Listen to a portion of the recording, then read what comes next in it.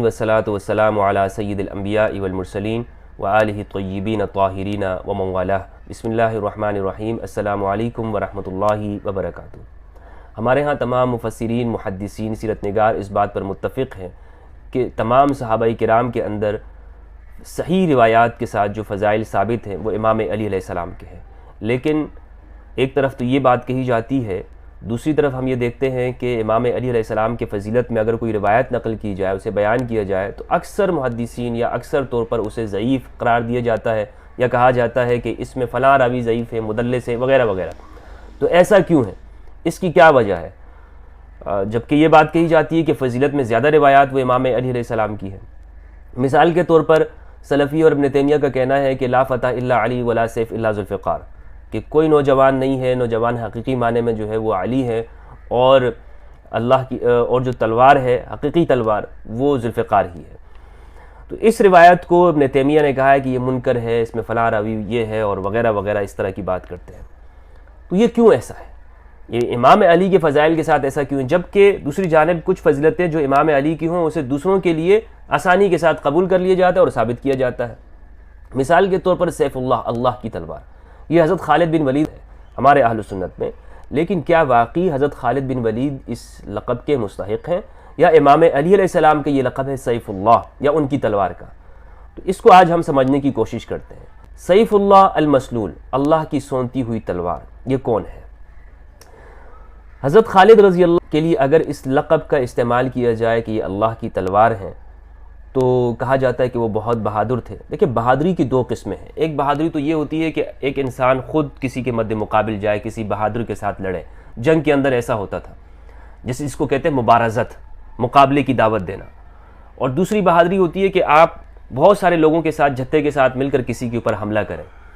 تو حضرت بن ولید رضی اللہ طرح کے بہادر تو تھے، یعنی جھتے کے ساتھ مل کر حملہ کرنا، لیکن خود مبارزت کرنا، کسی کو اعلان کرنا کہ باہر آؤ میں تمہارا مقابلہ کرنا چاہتا ہوں کسی بہادر کو، تو حضرت خالد اس طرح کے بہادر نہیں تھے کہ مقابلے کے اندر وہ تلوار کے ماہر ہوں، ایسے بہادر نہیں تھے۔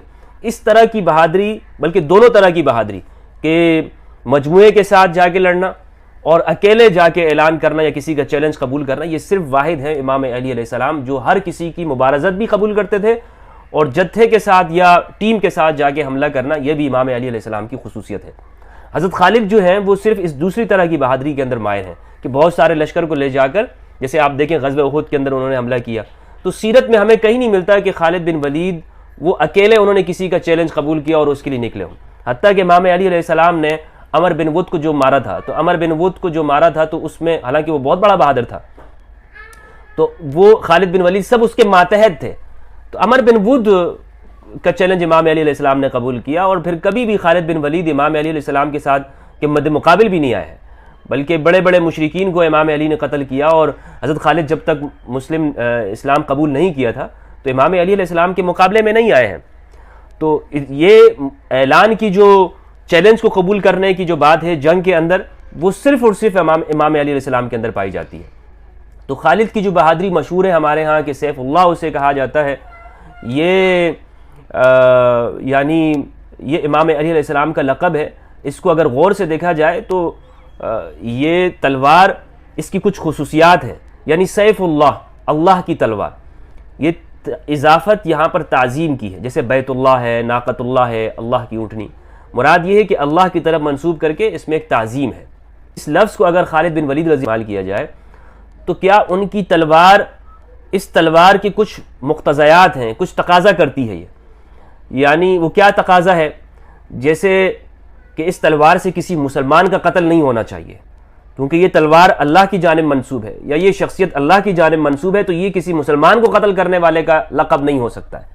اگر مسلمان کو قتل کرے گا تو پھر اس کا لقب نہیں ہوگا یہ۔ اور یہ بات میں کس طرح سے کہہ رہا ہوں؟ یہ بات میں اس دلیل کے اوپر کہہ رہا ہوں کہ رسول اللہ صلی اللہ علیہ وآلہ وسلم نے غزوہ احد کے دن یہ اعلان کیا تھا کہ کون اس تلوار کا حق ادا کرے گا۔ تو حضرت زبیر رضی اللہ تعالیٰ عنہ نے کہا کہ میں یا رسول اللہ، 3 مرتبہ کہا، رسول اللہ صلی اللہ علیہ وآلہ وسلم نے ان سے اعراض کیا۔ تو پھر ابو دجانہ کھڑے ہوئے تھے، ابو دجانہ رضی اللہ عنہ نے کہا کہ میں اس کا حق ادا کروں گا۔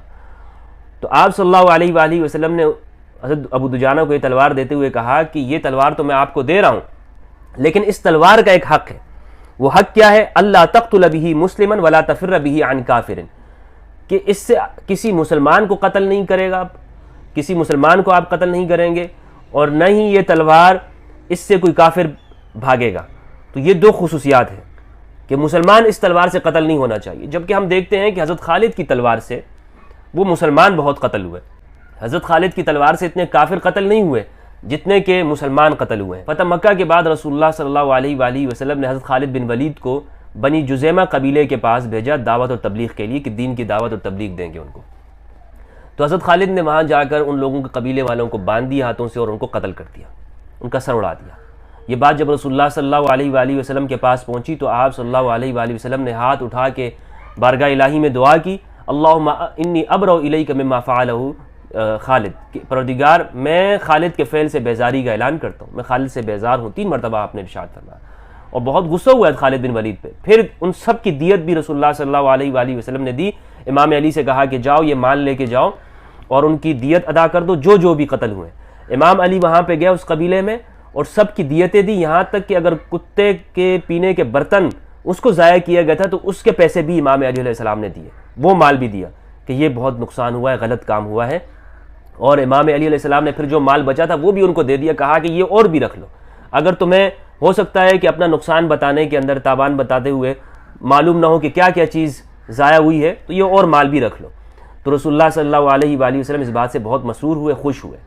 تو خالد بن ولید، اسی طرح مالک بن نویرہ کا قتل، بعد میں بھی رسول اللہ صلی اللہ علیہ وآلہ وسلم کی حیات طیبہ کے بعد بھی مسلمانوں کو قتل کیا ہے اپنی تلوار سے۔ تو خالد بن ولید کی تلوار سیف اللہ نہیں ہو سکتی۔ سیف اللہ تلوار ہے وہ امام علی علیہ السلام کی ذوالفقار ہے، جو سلفی بھی اس بات کو تسلیم کرتے ہیں کہ امام علی کے پاس جو تلوار تھی وہ تلوار ذوالفقار ہی ہے، لیکن وہ اس واقعے کا کہ جی آسمان سے یہ لقب ملا اس کا پورے کا انکار کرتے ہیں، لا فتح الا علی ولا سیف اللہ ذوالفقار، مگر یہ بات مانتے ہیں کہ امام علی ہی علیہ السلام وہ ان کی تلوار ذوالفقار ہے۔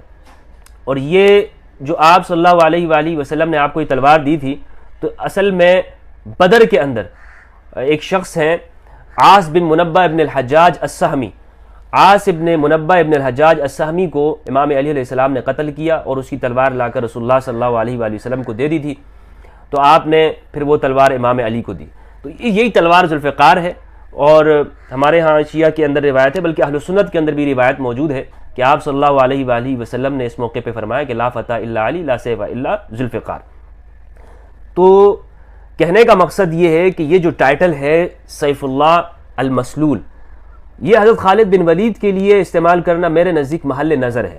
اور میں جب یہ بات کرتا ہوں کہ اس سے مراد ہرگز یہ نہیں ہوتی کہ ہم صحابہ کے فضائل کو وہ کم کریں، مراد یہ ہے کہ جو فضیلت وہ امام علی علیہ السلام کی اسے قبول کیا جائے، اور جو صحابہ کرام کی اسے صحابہ کے لیے قبول کرنا چاہیے۔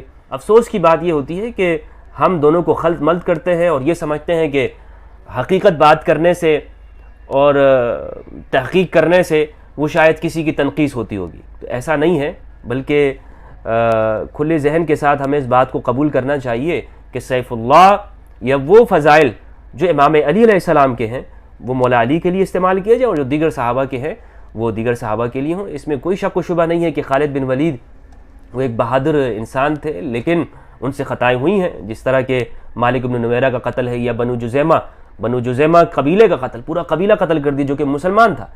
تو آپ صلی اللہ علیہ وآلہ وسلم نے بھی اس سے بیزاری کا اعلان کیا، اور یہ بات ابن اسحاق نے اپنی سیرت میں لکھی ہے، البدایہ والنہایہ کے اندر ابن کثیر رحمہ اللہ نے اس کو لکھا ہے، تاریخ ابن کثیر کے اندر، سیرت کی کتابوں میں یہ واقعہ لکھا ہوا ہے کہ بنو جزیمہ کو کس طرح بے رحمی کے ساتھ ہاتھ باندھ کے قتل کیا گیا۔ تو ان کی تلوار سیف اللہ کیسے ہو سکتی ہے؟ سیف اللہ جو تلوار ہے یہ امام علی علیہ السلام کی ہی تلوار ہے، بلکہ امام علی ہی کا لقب سیف اللہ ہے، وہ اللہ کی تلوار ہے۔ اور آپ دیکھیں کہ جتنا فائدہ آپ کی تلوار سے اسلام کو ہوا ہے، باقی کس کی تلوار سے ہوا ہے؟ اللہ سبحانہ و تعالیٰ سے دعا ہے کہ ہمیں قرآن مجید میں تدبر کرنے اور اہل بیت علیہم السلام کی اتباع کرنے کی معرفت حاصل کرنے کی توفیق عطا فرمائے۔ والسلام علیکم ورحمۃ اللہ وبرکاتہ۔